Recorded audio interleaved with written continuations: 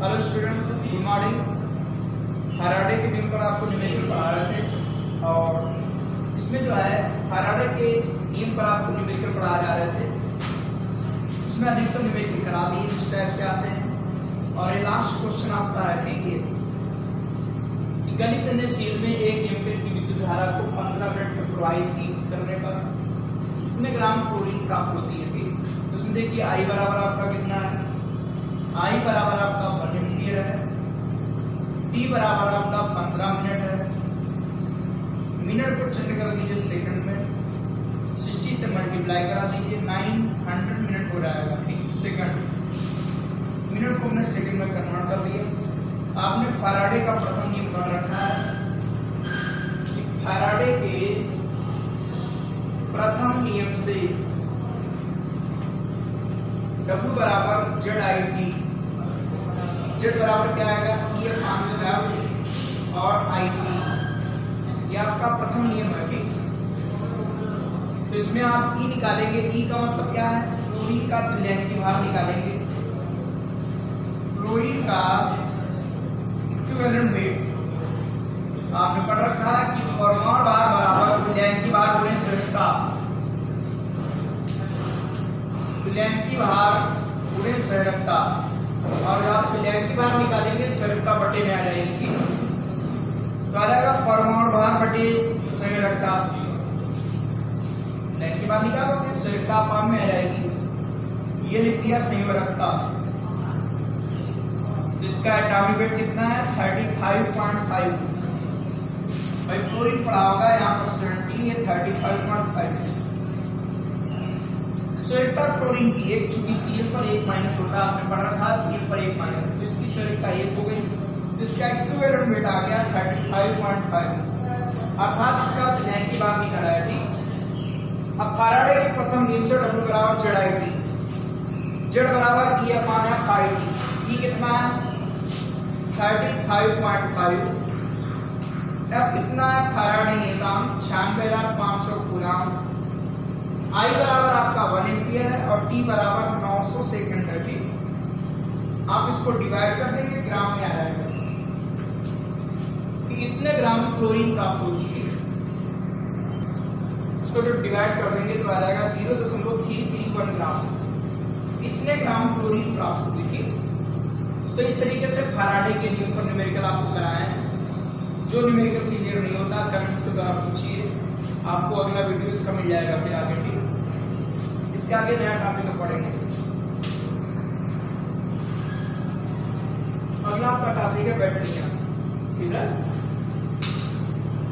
हमेशा याद रखेंगे बैटरी होती है, कभी बैटरा नहीं होता। ठीक, हमेशा बैटरी होती है, कभी भी बैटरा नहीं कहा जाता है, चाहे बड़ी हो चाहे छोटी, रहेगी बैटरी कह देते बैटरा, लेकिन बैटरा नहीं होता। ठीक, तो बैटरियां क्या होती हैं पहले आप समझ लीजिए। आपने पीछे पढ़ा है विद्युत रासायनिक सेल, विद्युत रासायनिक सेल ये विद्युत ऊर्जा के स्रोत है,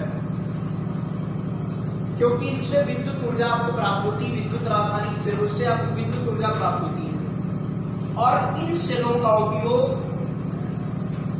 व्यवसायिक सेल, ये व्यवसायिक सेल भी कहलाएंगे, इन सेलों का उपयोग बैटरियों के निर्माण में किया जाता है। ठीक, बात सबको सुना है कि नहीं। तो बैटरी क्या होती है कि जब एक से अधिक सेलों को श्रेणी क्रम में जोड़ दें, जैसे फिर से पढ़ा होगा सेल का प्रतीक ये होगा। ठीक, ये सेल का प्रतीक है और इन सेलों को श्रेणी क्रम में हम ऐसे जोड़ दें इस तरीके से, ये प्लस है, ये माइनस है, ये प्लस है और ये माइनस है, तो ये कहलाता संयोजक श्रेणी क्रम, कहलाता सीरीज। तो इस व्यवस्था को कहते हैं बैटरी। ठीक है, इस व्यवस्था को क्या कहते हैं, बैटरी कहते हैं।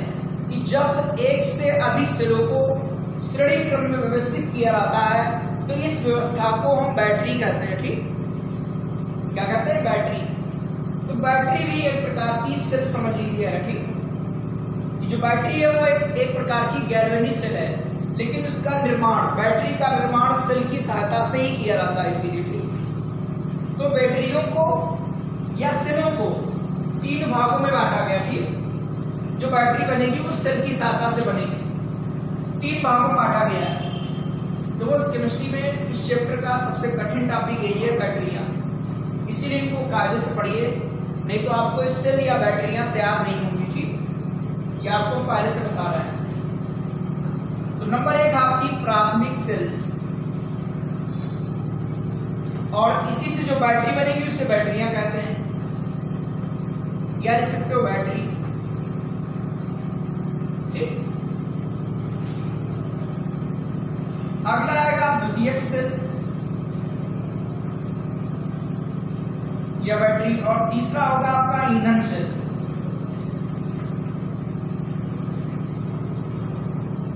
ठीक, प्राथमिक सेल, द्वितीयक सेल और ईंधन सेल। और सेल के निर्माण से बैटरियां बनती हैं, तो आप बैटरी भी लिख सकते हैं, यहाँ पर कोई दिक्कत नहीं। तो प्राथमिक सेल क्या होगी कि वे सेल या बैटरियां, आप बैटरी भी कह सकते हो क्योंकि तो उसी से बनती है, जिनमें रेडॉक्स क्रिया केवल एक बार होती है। अर्थात इनको एक बार आप यूज कर देंगे और उसके बाद इनको चार्ज नहीं किया जा सकता। ठीक, ये कहलाती है प्राइमरी सेल। इनमें रेडॉक्स क्रिया केवल और केवल एक बार होगी बस। ठीक है, इन्हें पुनः चार्ज नहीं किया जा सकता है, वो कहलाती है आपकी प्राइमरी सेल। मतलब इनका एक बार उपयोग कर लेंगे कि और उसके बाद उन्हें दोबारा चार्ज नहीं कर सकते हो। ठीक, तो कहलाती है प्राथमिक सेल। और ये आपकी सेकेंडरी सेल है। द्वितीयक सेल क्या है कि वे सेल या बैटरियां जिनमें रेडॉक्स क्रिया बार बार होती है। ठीक, बार बार चार्ज करो, बार बार डिस्चार्ज करो, तो कहलाती है आपकी सेकेंडरी सेल। और ये सेल जिसमें लगी होगी वो कहलाएगी बैटरियां, सेकेंडरी बैटरियां। ठीक, जैसे घर में आप देखते होगे, जो आपके घर में बैटरी है या मोबाइल में जो बैटरी है उसे आप बार बार चार्ज करते हो, डिस्चार्ज करते हो, तो आपकी सभी सेकेंडरी सेल है वो, या सेकेंडरी द्वितीयक बैटरियां है वो आपकी। ठीक, और ईंधन सेल में क्या होगा कि इस सेल में क्या होगा कि ईंधन आपका खत्म होता रहेगा और विद्युत बनती रहेगी। ये कहलाता है ईंधन सेल। इसमें आता है हाइड्रोजन सेल, आता है ईंधन सेल में हाइड्रोजन गैस का और ऑक्सीजन का उपयोग करते हैं।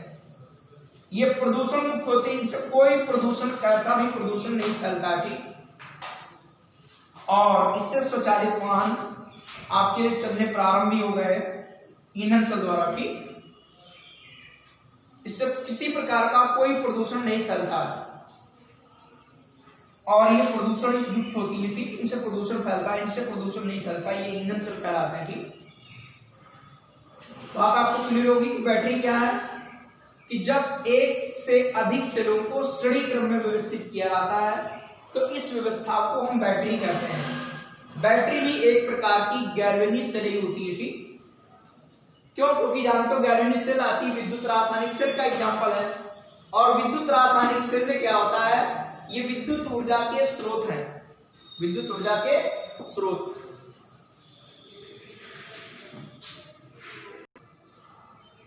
बैटरी में लिखेंगे जब एक से अधिक सेल श्रेणी क्रम में व्यवस्थित होती हैं,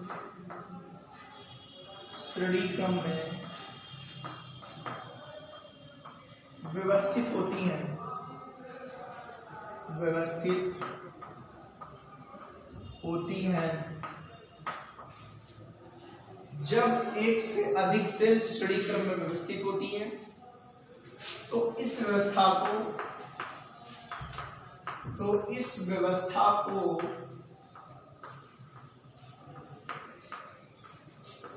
बैटरी कहते हैं। ठीक,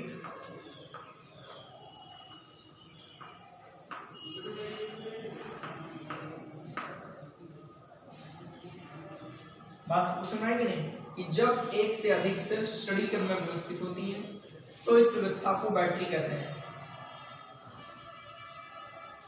बैटरियों या सेलों, क्योंकि बैटरी में ही सेल होती है, ठीक, को मुख्यतः 3 भागों में बांटा गया है।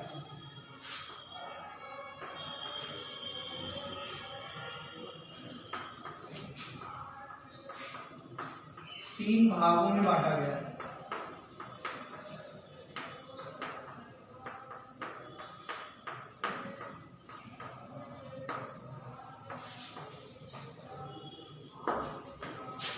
नंबर फर्स्ट,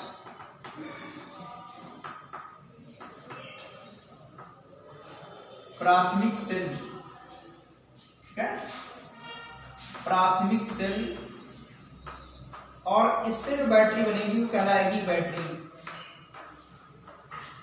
ठीक है, तो प्राथमिक सेल या बैटरियां।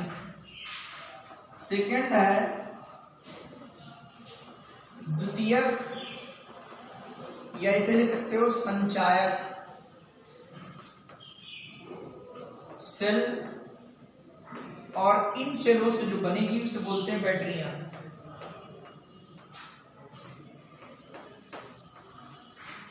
और तीसरा है ईंधन सेल,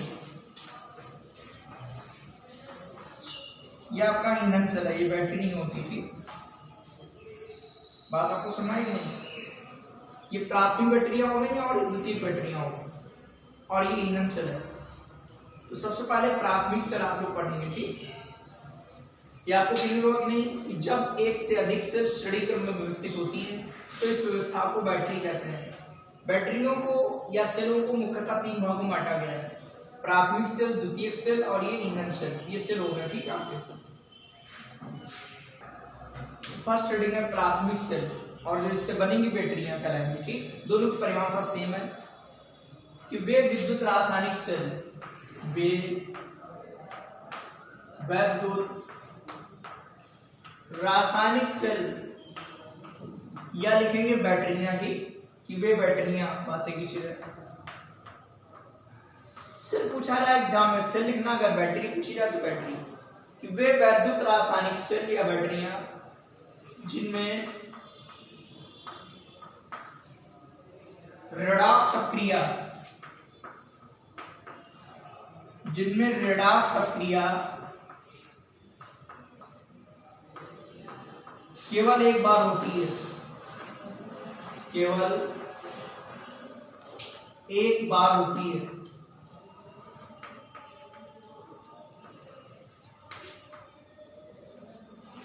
अर्थात एक समय के बाद वो कार्य करना बंद कर देती है, ठीक,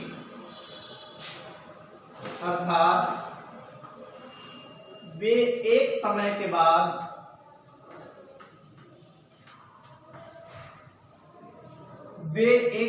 बाद कार्य करना बंद कर देती हैं।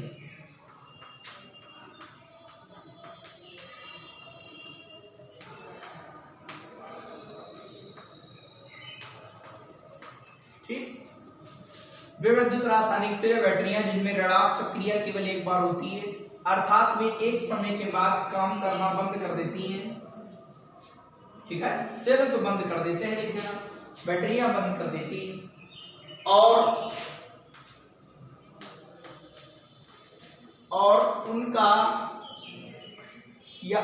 उनको पुनः प्रयुक्त या आवेशित नहीं किया जा सकता, ठीक, पुनः जो है प्रयुक्त या ले सकते हो आवेशित नहीं किया जा सकता है, और उनको पुनः प्रयुक्त नहीं किया जा सकता है, नहीं किया जा सकता है। प्राथमिक सेल या बैटरियां कहलाती हैं, ठीक, प्राथमिक सेल या बैटरियां कहलाती हैं।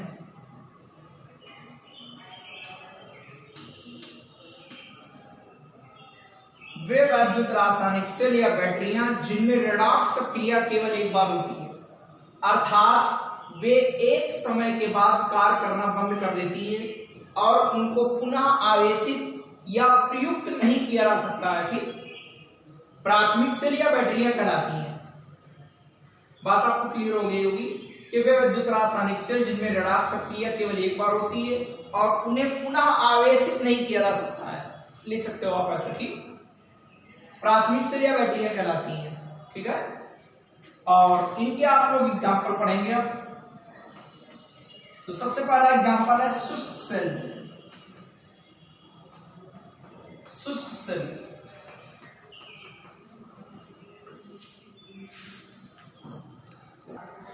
तो एग्जाम्पल है आपका शुष्क सेल। इसका हमने फिगर बना दिया है और इसको भी समझाते हैं आपको, ठीक। शुष्क सेल, इस सेल को लेक्लांसी सेल के नाम से जाना जाता है। लेक्लांसे, इस सेल को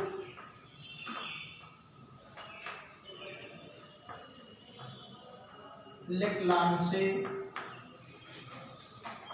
सेल के नाम से भी जाना जाता है, क्योंकि इस सेल का आविष्कार सर्वप्रथम लेक्लांसे ने किया था, ठीक। इसीलिए इसे लेक्लांसे सेल के नाम से जाना जाता है। इस सेल को लेक्लांसे सेल के नाम से भी जाना जाता है, नाम से जाना जाता है। लैंग्वेज की ज्यादा प्रॉब्लम नहीं, लैंग्वेज अपने आप बनाकर ले सकते हो, बस इसमें प्रॉब्लम है सेल कैसा है और इस पर कौन कौन सी क्रिया होती है। देखिए इस सेल में क्या होता है कि जीव का बेलनाकार पात्र होता है। पहले सेल को समझिए, फिर इसकी लैंग्वेज हम लिख देंगे और एनोड और कैथोड पर अब क्रिया लिख देंगे, ठीक। क्योंकि सबसे मुख्य है इसकी क्रियाएं और इस सेल का फिगर। लैंग्वेज अपने आप लिख लो। लैंग्वेज क्या है कि जीव का बेलनाकार पात्र होता है जो एनोड का कार्य करता है। ये एनोड का कार्य करेगा, ठीक है। इसमें एनोड माइनस होता है, जानते हो विद्युत रासायनिक सेल है, इसमें माइनस होता है।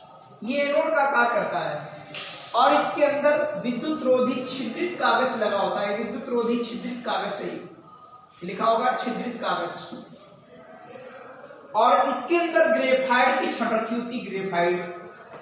ये ग्रेफाइट की छड़ है जो कैथोड का कार्य करती थी और इसके ऊपर एक पीतल की टोपी लगी होती है। अभी लैंग्वेज लिख देंगे उसी प्रकार से, ठीक। और इस कैथोड छड़ के चारों ओर या ग्रेफाइट छड़ के चारों ओर MnO2 व कार्बन का गीला पृष्ठ बना होता है इस छड़ के चारों ओर, ठीक। और फिर इसके बाद क्या होगा, ये आपका कैथोड और ये एनोड वाला भाग है।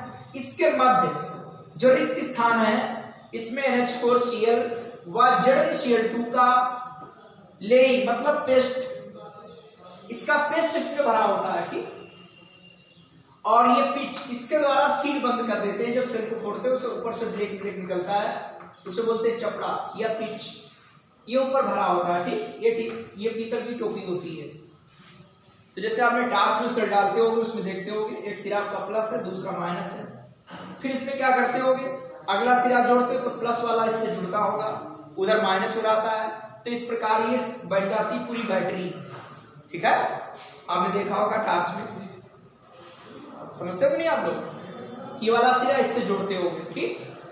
तो ये आपका क्या हो गया, प्राथमिक सेल का एग्जाम्पल था शुष्क सेल। आप यहाँ पर लैंग्वेज लिख देंगे, अभी हम लिख देंगे। देखेंगे सेल के विभिन्न इलेक्ट्रोडों पर निम्न क्रिया होती है।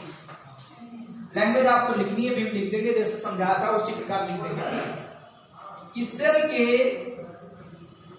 विभिन्न इलेक्ट्रोडों पर अपक्रिया इस प्रकार होती है। अपक्रिया इस प्रकार होती है। एनोड पर क्या होगा, बता था दुनिया का कोई सेल क्यों ना हो, एनोड पर सदैव ऑक्सीकरण क्रिया होती थी। एनोड पर सदैव ऑक्सीकरण क्रिया होती है और इसमें एनोड क्या है, जिंक का पात्र। इस सेल में जिंक का उपभोग होता है, इसीलिए सेल के चारों ओर छिद्र बन जाते हैं और इस कारण इस सेल को जो स्टील से ढका हुआ होता है, ठीक, इसके चारों स्टील की परत होती, समझ लीजिए। तो इसमें क्या होगा, जो जिंक है, जिंक ये सॉलिड है, इसका ऑक्सीकरण होगा, Zn++ बनेगा और ये AQ होगा, ठीक। आपका जड़न है, इधर जड़न प्लस प्लस बनेगा। इसको बैलेंस करने के लिए क्या करेंगे, 2 इलेक्ट्रॉन जोड़ देंगे। ये हो गया ऑक्सीकरण क्रिया। सबसे मुख्य समीकरण आप लिखते हैं कि नहीं, ठीक लिखना पड़ेगा आपको। जानते हो दुनिया का कोई सेल क्यों ना हो, एनोड पर सदैव ऑक्सीकरण क्रिया होती है, ठीक। उसके बाद आएगा 8 कैथोड। तो 8 कैथोड पर क्या होगा, अब कैथोड पर देखिए क्या होगा, ये आपका इससे आएगा MnO2, ठीक, MnO2। ये आपका मैग्नीज डाइऑक्साइड है और ये सॉलिड है, अवस्था चाहो तो ले सकते हो इसकी। ये कैथोड प्रक्रिया होगी। और ये जो लेई जैसा पदार्थ है इससे आएगा आपका NH4+। इसमें NH4+ होता है Cl-, तो NH4+ आएगा। इसके पेस्ट है, मतलब जली विलीन है, और ये इलेक्ट्रॉन ग्रहण करेगा, ठीक है, इलेक्ट्रॉन ग्रहण, क्योंकि अब चिन्ह क्रिया होगी। ये कहां से आया, ये जो ग्रेफाइट की छड़ थी उसके चारों ओर था MnO2, वो मैग्नीज डाइऑक्साइड, और NH4+ कहां से आया, ये जो लेई जैसा पदार्थ है उससे आया। बनेगा क्या, Mn2O3। अब चिन्ह क्रिया होगी, इस पर ऑक्सीजन संख्या निकालोगे +4 आएगी, यहां निकालोगे +3 आएगी। अब चिन्ह हो रहा है, और इससे बनेगी अमोनिया गैस। अमोनिया गैस बनेगी, ठीक। ये NH3 गैस ले सकते हो, अमोनिया गैस बनेगी। बैलेंस करेंगे, Mn2 है तो यहां पर 2 लगाना पड़ेगा, ठीक है। एक O बच गया तो पानी भी निकलेगा, इसीलिए, ठीक। इस सेल का उपयोग दोबारा नहीं होता है, क्योंकि पानी बनेगा जिससे सेल गीला हो जाएगा, ठीक। आपने देखे होंगे जब सेल खराब हो जाते हैं, इनका यूज कर लेते हो, उसके बाद वो जो सेल गीले हो जाते हैं, ठीक, रखे रहने पर। तो बैलेंस कैसे करेंगे भाई, यहां से A को मिल गया, अब 2 H चाहिए, और 2 H इसी से मिलेंगे, 2 लगा दिया, 2 अमोनिया निकल गई, और 2 H और A को पानी निकल गया। अब आपके 2+ ये हैं, 2+, तो 2 इलेक्ट्रॉन ग्रहण करेगा, ठीक है। बात आपको क्लियर हो रही है कि नहीं। तो एनोड पर ऑक्सीकरण क्रिया होगी और कैथोड पर अपचिन्न क्रिया होगी। ये क्रिया आपको तैयार करनी होगी, और इस सेल में जो बना इसको तैयार करना होगा। इसको देखकर आप यहां पर लैंग्वेज लिख सकते हो, ठीक। और तभी आपका सेल तैयार हो सकता है। मोस्ट इंपॉर्टेंट सेल है, कई बार एग्जाम में पूछा गया है कि शुष्क सेल पर एनोड और कैथोड पर होने वाली क्रिया लिखिए। केवल अब क्रिया ही 2 नंबर में पूछी जाती है इसकी, ठीक। तो आप क्रिया जब भी तैयार होगी जब आपको सेल आता होगा, ठीक। कि सेल आपका कैसा है कि जिंक का बेलनाकार बाहरी पात्र होता है जो आपका एनोड का कार्य करता है। तो जिंक क्या होगा, एनोड। तो एनोड पर कौन क्रिया, ऑक्सीकरण क्रिया। और कैथोड पर अपचिन्न, उसमें कौन कौन से पदार्थ आएंगे, उसमें पदार्थ आएगा MnO2 जो ग्रेफाइट छड़ के चारों ओर है, और जो लेई जैसा पेस्ट पदार्थ भरा गया उससे आएगा NH4+। इलेक्ट्रॉन ग्रहण करेगा, Mn2O3 बनाएगा, अमोनिया निकलेगी, पानी निकलेगा।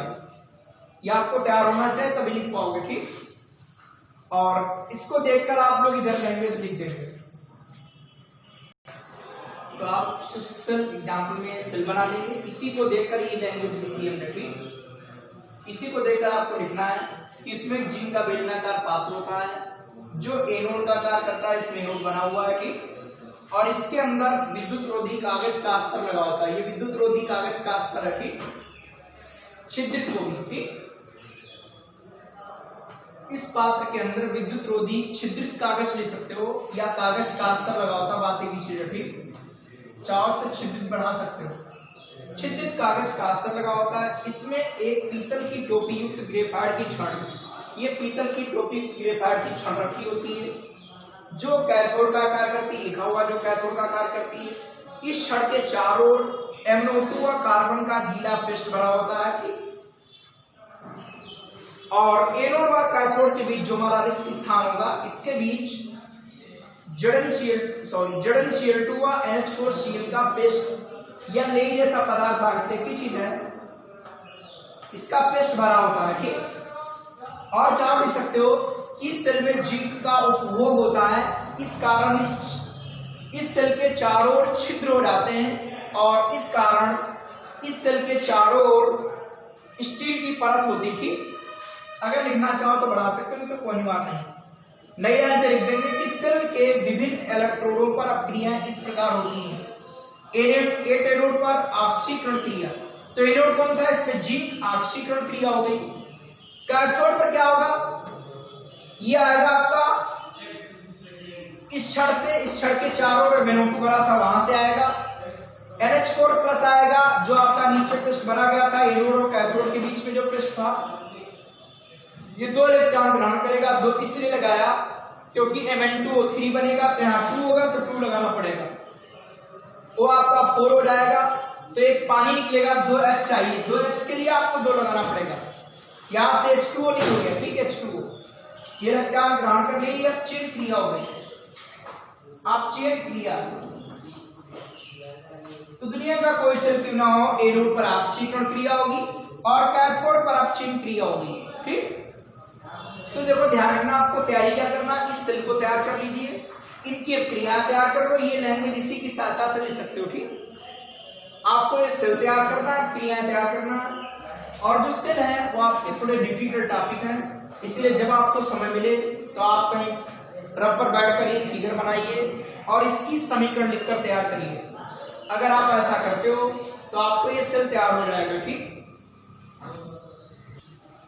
शुष्क सेल का विभव 1.25 से 1.50 वोल्ट होता है, ठीक। इतना इसका वोल्टेज होता है विभव।